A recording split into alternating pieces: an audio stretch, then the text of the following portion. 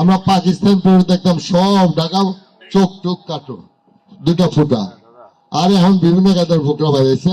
যাই হোক, আমাদের সেই পর্দালো আমাদের মা বোনদের পর্দা, আর সেই পর্দা নিয়ে যদি বোরকা নিয়ে যদি ভোট চুরি করতে আসে আপনি ছেড়ে দেবেন? আমরা সেটা ছেড়ে দেবই না, করতেও দেব না।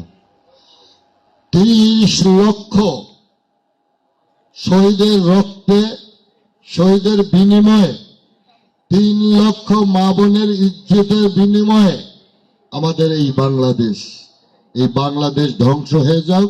বাংলাদেশে আবার অন্য একটা গোষ্ঠী আবার আরেকটা গোষ্ঠীতে পরিণত করুক, সেটা এই দেশের মানুষে মেনে নেবে না, আমরা যারা নতুন প্রজন্মের আছে তারাও মেনে নেবে না।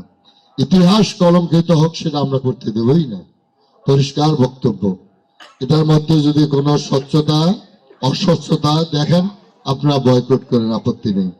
আমি পরিষ্কার বলবো যে আমরা যারা 71 সালের চেতনায় আছি, আমরা সবাই ঐক্যবদ্ধ আছি না? সনাতন ধর্মের লোক আছেন? একটা আলামত আমরা দৃশ্যমান দেখতে পাচ্ছি। এই আলামত থেকে আমাদের রক্ষা পেতে বলে এই আলামতকে আমরা যদি কি বলে আলামতকে যদি আমরা বিচ্ছিন্ন করতে পারি, সেই জায়গায় আমাদের ঐক্যের দরকার। ঐক্য কারা করব? ওরা তো 11 দল জোট করছে পাকিস্তানের চেতনায় আনবে দেশ, ইতিহাস হবে আবার পাকিস্তানের চেতনায়। আমরা চাই 3টা দল একত্রিত হয়ে 71-এর চেতনাকে আমরা ইতিহাসের পাতায় রাখবই। সেটা হলো আমরা যারা বিএনপির লোকেরা আছেন, নেতারা শুনে রাখেন, নেত্রীরা শোনেন, আমরা এবং আওয়ামী লীগ যারা আছেন ভালো, যারা খারাপ আছেন তারা মনে হয় দেশেও নাই, যারা ভালো আছেন তাদের পাশে আমরা থাকতে চাই এবং আপনাদের আমাদের পাশে রাখতে চাই। আর সনাতন ধর্মে যারা রয়েছেন, বিপদ খালি শুধু আওয়ামী লীগের আর বিএনপি আসবে তা না, কিন্তু আপনাদেরও আসবে কোনো বড় আঘাত। 71-এ যেমন যে হয়েছিল তার চেয়ে ভয়াবহ হবে। তখন তো ভারতে যাওয়া গেছে, এখন কিন্তু আর যাওয়ার সুযোগ নেই।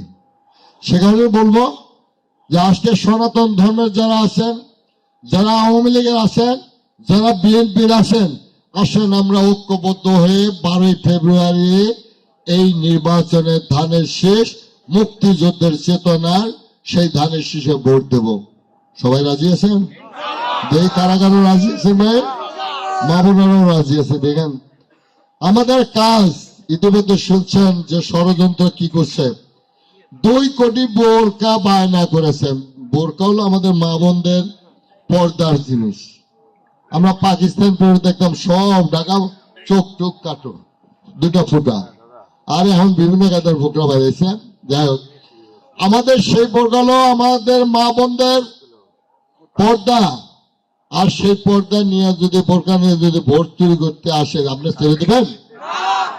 আমরা সেটা ছেড়ে দেবই না। আপনাদের কাছে আসবে বিকাশ নাম্বার নিয়ে, আপনাদের কাছে চাইবে ভোটার আইডি কার্ডে ফটোকপি, টাকা দেবে। টাকা, এই টাকা হারাম। হিন্দু হন আর মুসলমান হন, এই টাকা কিন্তু প্রত্যেকের জন্য হারাম। এই টাকা ধরবেন না কেউ। গরিব এ পর্যন্ত বেঁচে আসেন না, এই টাকা না ধরলে কি হবে? মরে যাবেন? নিশ্চয়ই না। আর এই টাকা দিয়ে বড় লোক হয়ে যাবেন? তাও না। চরিত্র নষ্ট করবো না, চরিত্র কোনো প্রকার নষ্ট করবো না।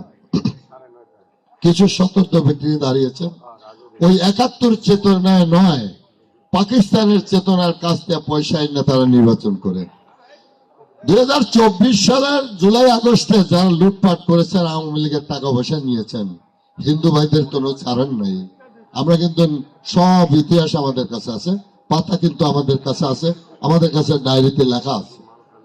দয়া করে এই সমস্ত কর্মকাণ্ড বন্ধ করেন, আর যেগুলো নিয়েছেন সেগুলো ফেরত দিয়ে দেন। আমার অনুরোধ থাকবে, আমার অনুরোধ রইল সেগুলো ফেরত দেবেন। আর ফেরত না দিলে 13 তারিখ আবার দেখা হবে। 13 তারিখটা শুরু হবে ইনশাল্লাহ। রাজি আছেন না? আমরা মাদক আমার দলের মধ্যে থাকবে না, আমি যদি নির্বাচিত হতে পারি, আমার দল যদি ক্ষমতায় থাকে, 2 আসনের মধ্যে কোনো মাদক থাকবে না, চাঁদাবাজ থাকবে না, ভূমিদস্যু থাকবে না, কোন সন্ত্রাস থাকবে না, স্পষ্ট কথা। আর যে সন্ত্রাসের লালন পালন করবে, মাদক যারা ডিপো লালন পালন করবে এবং ভূমিদস্যুতে যারা বন্ধুত্ব করবেন, তাদেরও কিন্তু বিচার আছে। সে জায়গায় যদি প্রশাসনের কোনো লোক যদি জড়িত থাকে, সেটাও মাফ করা হবে না। পরিষ্কার বক্তব্য আমার দলের জন্য, আমার দেশের জন্য। আমি জানি যুব সমাজ কিভাবে আজকে ধ্বংসের দ্বার প্রান্তে পৌঁছেছে।